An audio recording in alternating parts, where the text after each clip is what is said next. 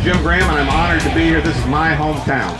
We had Rick, we had Bing, we had Greg, we had Hap, we have E.T., we have Spider. Vardaman had a surfboard shop here for a while. Johnny Antoniadis, the Greek, was here for a while with a surfboard shop down at El Gringo, I think is where his store was. But there's a history in this community that is really special and second to none when it comes to a lifestyle place to be. A little biographical information about Tiger Makin. Born and raised in Hermosa Beach, 1952. Went to South School. I don't think South's around anymore, is it? Yes. Is it still here? No, it's not. It's gone. I think there's some condos down there. That would be a surprise. Went on from there to Pier Avenue. Spent some time at Redondo High School, but because of commitments, because of his surfing ability, he spent some time also at Pacific Shores. So Tiger spent some time at, while not on the road, surfing and demonstrating with the Rick surf team. He then went to El Camino, spent some time over at El Camino between surf trips, made his first surf trip to the islands in 1968, and moved over permanently to Hawaii in 1978. He has been married to his surfing partner for 31 years, his wife of 31 years.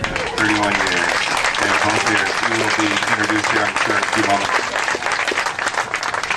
They have 3 children together and 6 grandchildren. Anyway, I want to introduce now, JJ, you're first? John Joseph, who has some remarks to make about his good friend Tiger Makin, he will then be followed by Mike Purpose, so get the lunch pails out because Mike's going to get started here in a few minutes. Anyway, ladies and gentlemen, John Joseph. Good morning. Thank you all for coming today. I'm going to be short. I have Graham on one side, and anyone that knows Purpose, you guys might be here for dinner by the time he's done, so I'll be real quick. Again, I just want to reiterate what Jim said about Roger Bacon. Without Roger, this wouldn't be possible, and again, Roger, we really thank you. Just a couple quick words on Tiger. I first met Tiger in 1967. I'd just gotten back from Vietnam. I'd never even seen a shortboard, and Tiger was out here just doing amazing things on it. I was away from surfing for about 2 years in the Army. Tiger Ashley, even though Mike Purpose is a legendary shortboarder, he was already world famous as a longboarder. Tiger was a great longboarder in his own right, but he's actually the first shortboarder to go on the pier, true shortboarder. That's where he made his name. To tell you how good Tiger was, probably the most prestigious contest ever, including the top, the Eddie or the Huntington, is the Duke Invitational, and Tiger was in it, 3 times? He got invitations to it. You had to be one of the top surfers in the world, and he had 3 invitations to that. In addition, Tiger made the finals on several occasions at the U.S. Open Championships in Huntington Beach. I think he even beat Purpose a couple times in that event. I'm not sure. And that's a blow to his ego, man.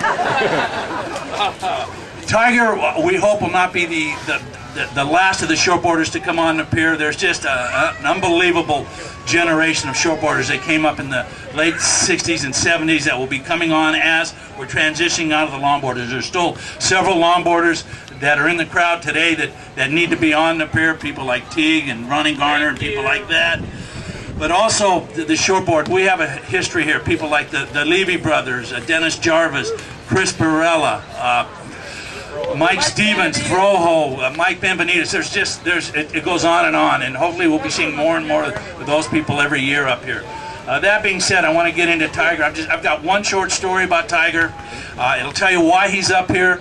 It's all you need to know. And then I'll turn it over to Mike, and you better get stretched. This was in the early 70s. There's a sort of an informal expression session going on at Haleiwa. It's probably a solid 10-foot with a lot bigger sets. And Tiger and I are out with a bunch of other people. Must be every photographer in the world is on the beach shooting. Tiger, as was usual, sitting deep and inside. And I'm paddling out, and one of the biggest sets of it, had to be 12 to 15 foot, is coming in. I know Tiger's not going to get over the set. He's paddling up. He goes up this face, at least a 15-foot wave, tries to punch through holding like this. He free falls back literally free falls back to the bottom of the wave. The impact zone hits him in the middle. His board snaps in two. He goes into whitewater. I really think Tiger is going to die on this. I thought he was really going to get cut. I paddle into the impact zone. Another wave comes before I see Tiger. He pops up, and this is before leashes. His board is already gone. He is really struggling. I push my board and I say, "Get in, Tiger." The next wave comes. Tiger puts his, like an old Greg Knoll at Waimea, puts his legs over the back of the board, holds on to the shore break. I get worked 2 or 3 waves as I'm coming in. Here's Tiger, almost dead. I'm talking about 2 minutes before that. I really think he's dead. He's got another board paddling out into the circle. But Tiger, what's wrong? He goes, "Are you kidding? Look at all the photographers on the beach. I can't miss this." And he's back out in the water. And that tells you the type of competitor he is and why he's here today. If there was a camera, Tiger was there. With that being said, I just want to turn it over to Michael, and I feel honored and a privilege to be able to speak about you today, Tiger. You're one of my dear friends. Thank you.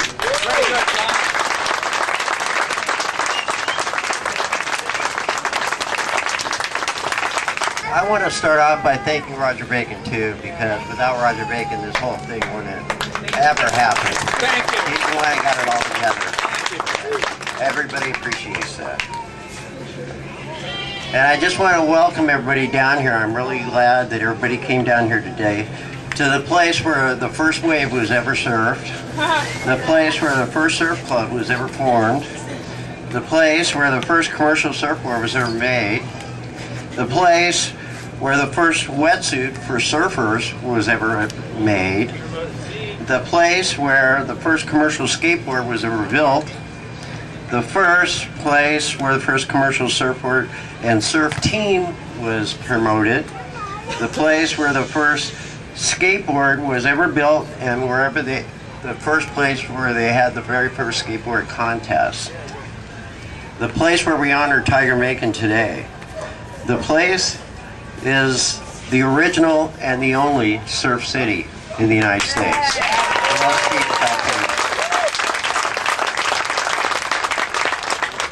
Tiger Makin and I in the 70s, along with Drew Harrison, we kind of owned the circuit, contest circuit.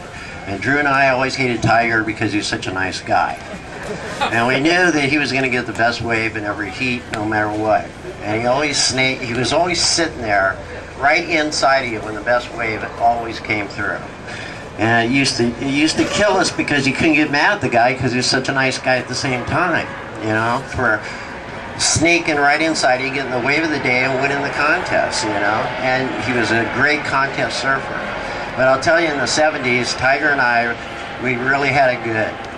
We were traveling up and down the coast. We had doing good in all the contests. We had 3 pages in every surfing magazine and wanted posters and all the free clings.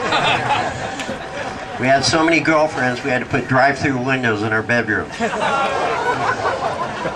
But Tiger and I, thank God there wasn't the money involved in surfing that there is today. I mean, there's a lot more money in surfing today, and the kids are making a fortune, but Tiger and I had more fun than any of those kids could ever have. And it was just for surfing. It was great. As long as we had our surfboard, some waves, and enough money to get a burger afterwards and a 6-pack that night, we were in heaven. We thought we died and went to heaven. But like JJ said, the reason that Tiger's here is because Tiger, Drew, and I, you know, we had fun small waves and everything, and we did good in the contest, but the guy that pushed the envelope and made us what we are today, is the way Tiger handled the big waves in the islands. And whenever you surfed against, just next to Tiger at Sunset or Waimea or Pipeline or anything, you better get your ass in gear and get some pretty big waves, or else you're making butt out there, because Tiger was on every wave. And we couldn't just sit out there, or else everybody was going to be talking about Tiger that night instead of you. And Tiger just made us better because he was out there with us. And he was always 10 feet further inside than everybody else. And then, like JJ said, this one day, it was a Kona storm going. And it was just huge and blown out all over. And Tiger goes, "Let's go down to log cabins." And Leroy Granis would always rent the log cabin in front of Log Cabins, which is right next to Waimea Bay and Pipeline down there. And he goes, "Let's look at some of Leroy's photos and stuff." you know, and see how we're doing on the North Shore so far this year. So we go over there. All of a sudden, Tiger looks out the window, and I swear it's like 30 feet and closed out when we went over there. And there wasn't one guy out anywhere on the North Shore. And all of a sudden, the sun came out, and it was sunny, and the wind switched to trade winds. And there was these peaks out in front of log cabins, only they were really far out there. And Tiger goes, "Hey, Mike, look at this, cleaning up." I go, "What?" He goes, "Yeah, you know, it's cleaning up out there. We could get some good waves out there." I go, "You're nuts." I mean, it was so big. It was bigger than a telephone pole out there. And Tiger goes, "No, man, we're going out. Let's go out. Come on, Leroy will shoot some photos of us and stuff." So I go, "There's nobody out there. I mean, this is no surf leash, no jet skis, nothing like that." I don't even know how we got out. But we kept paddling and paddling. It seemed like we were paddling for an hour and we're still not outside. And I turn around and you can't even see Leroy on the beach. And I go, "Tiger, what the hell are we doing out here? It's scarier than shit out here." And Tiger goes, "Yeah, it is pretty scary, huh?" And he's smiling and laughing.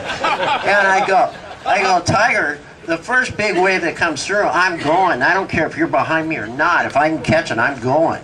You know, because I want to get out of here." I mean, if we would have wiped out, there's no lifeguard around. There's no jet skis. Nobody. The Leroy and those guys, what are they going to do there? We can't even see them on the beach. So all of a sudden, this giant wall comes through, and I go, "I'm going right, Tiger. I don't know where you're going, but I'm getting out." So, and Tiger took off and went left. And there was no water on the left. And I went right, and I made the wave all the way to the beach, and Tiger rode it all the way to rock piles into the rock jetty that separates log cabins from pipeline. And made it in through there with rocks sticking out of the water. And this giant left, he had to go in and out. It was like that penguin in that surf movie thing, you know. I don't know how he did it, you know. But he made it all the way into the beach. And then we come up to Leroy and we go, "Did you get a picture of that? Get a picture of that?" Leroy goes, "Well, I was going like this, and it was all blurry, and I don't know if I got any in focus, and you were so far out I couldn't see you anyways." Oh my God, Tiger, we did all this for nothing. And Tiger goes, "Yeah, it was kind of fun though, wasn't it?" It was the scariest that I've ever been. It was like surfing outside log cabins. And the only guys who surf outside log cabins are guys, tow-in guys today. And this is way before leashes, but Tiger wasn't even scared or anything, you know. I was like, you know, ready for a change of my pamper out there, you know. But that's the way Tiger was, and that's the way Tiger still is. He lives up to his name. He's a real tiger in the water, but he's the nicest guy you'd ever want to meet, and it makes it twice as hard to surf against him. But that's why we all love you, Tiger, and we're glad you're here. Thank you very much. Very good, Mike. On behalf of the city, we want to present you with the Surfer Hall of Fame plaque. There'll be another plaque on the pier for you, and it's my great pleasure to present this to you.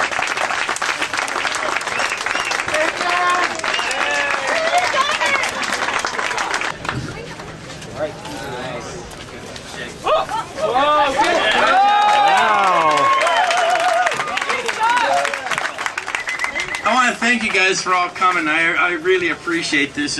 I haven't been back here in a long time. I see a lot of faces that I haven't seen in over 40 years, as I was reminded last night, and I thought it was only 30 years. But I guess I'm 10 off. But it's really nice to see all you old friends, because we're the ones that used to hang out down here at this beach and just play and surf and do whatever we wanted, and have the lifeguards watch us and take care of us. And my parents weren't worried because they knew the lifeguards were out here.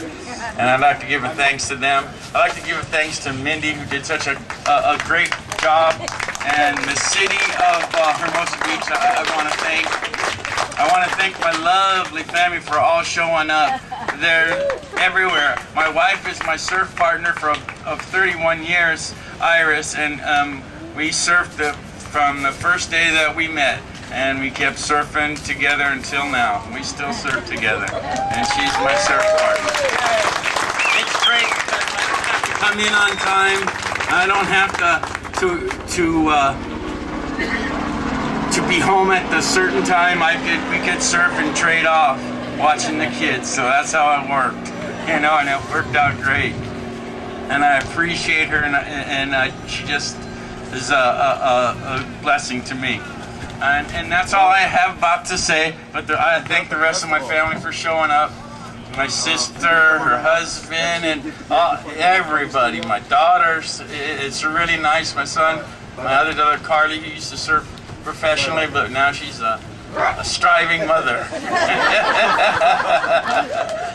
But I want to thank you all for coming. I appreciate it very much. I don't have much to say, but thank you very much. I really appreciate it.